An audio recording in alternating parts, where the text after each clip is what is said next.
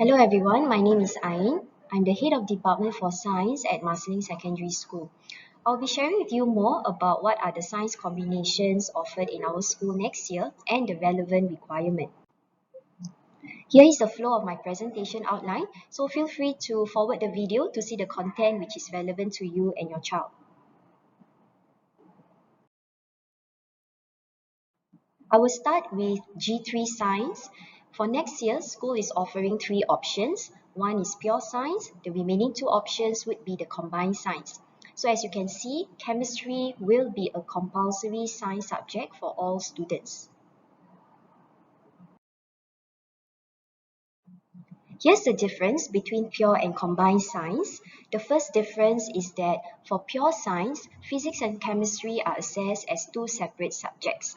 In contrast, for the combined science, for example, physics chem, both physics and chem are assessed together as one subject in a combined science.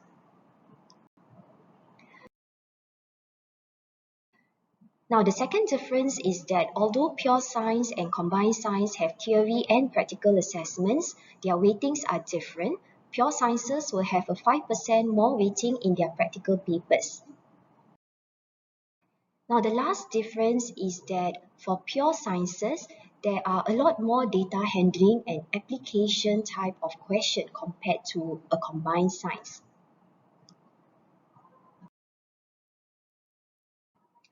Here are some examples to illustrate the difference in the type of questions for combined science and pure science. So as you can see that for the same topic, a pure chemistry question involves a lot more database question and the expectations for the type of answers are a lot higher. The criteria to take pure science next year would be an overall Sec 2 science to be at least 70%. And it is advisable to take A-Maths as well so as to better cope with the JC course of his or her choice.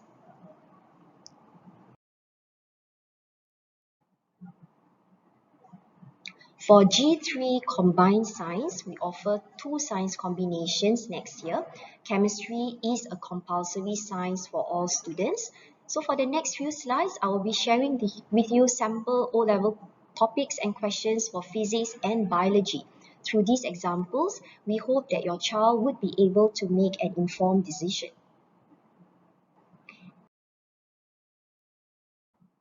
Do note, even though there is no criteria for a combined science, your child may not necessarily get the first choice. If there is a very high demand for one particular science combination, selection will be done based on the Sec 2 science teacher's recommendation. Here are examples of physics topics covered in the syllabus. Examples of biology topics.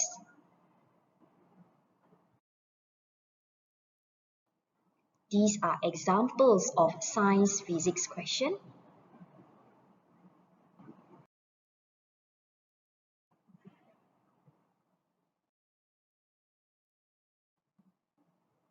Here's an example of a biology science question.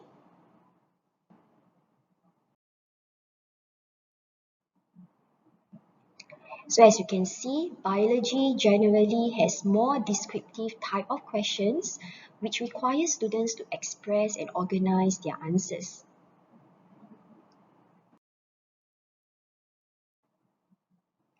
Now for G2 Science, school is offering two options, chemistry physics and chemistry biology.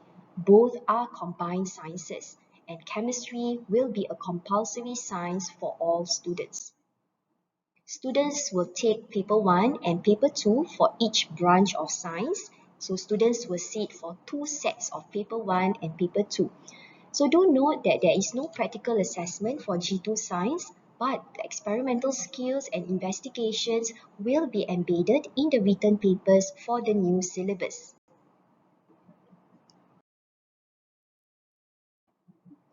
Do note that even though there is no criteria, your child may not necessarily get the first choice. If there is a very high demand for one particular science combination, selection will be done based on the Sec 2 science teacher's recommendation.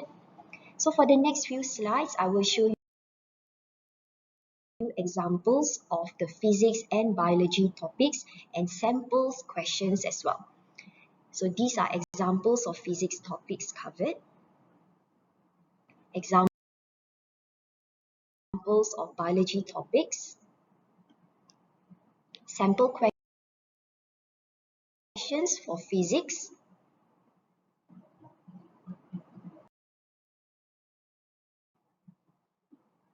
Sample questions for biology.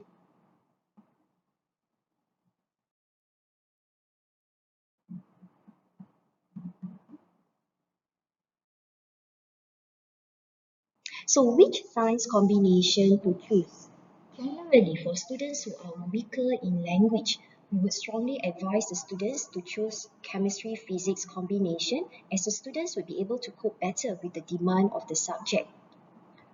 Chemistry-biology involves more memorization of scientific terms and accurate spelling of the terms, and it requires you to be a bit stronger in your English language for the purpose of expressing and organizing answers.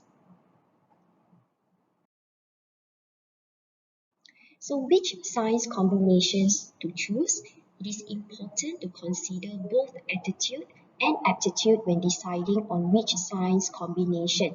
And it's also important to look at your child's post-secondary education requirements and aspirations and the admission criteria to JC or Polytechnic.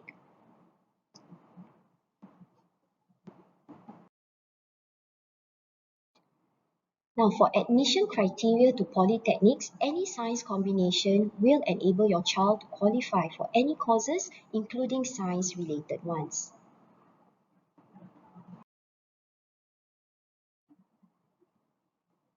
Now, I will move on to G1 Science. All students who are currently taking G1 Science will continue to take the subject next year. It will be a compulsory subject for students who are currently taking G1 Science. So the syllabus is organized around contexts that students can relate to their everyday experiences and the commonly observed phenomena in nature. So it is presented as 3 core modules, which include topics related to physics, chemistry, and biology.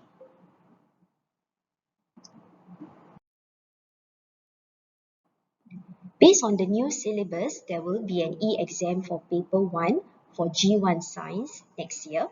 It involves answering questions using the laptop, where students will have to watch videos, manipulate animation, and simulation.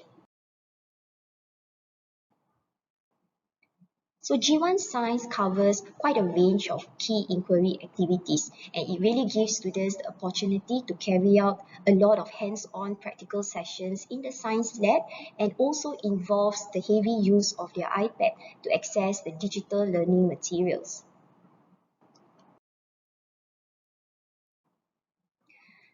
Now here are some of the science-related ITE courses. So as you can see, science is a prerequisite for science-related ITE courses.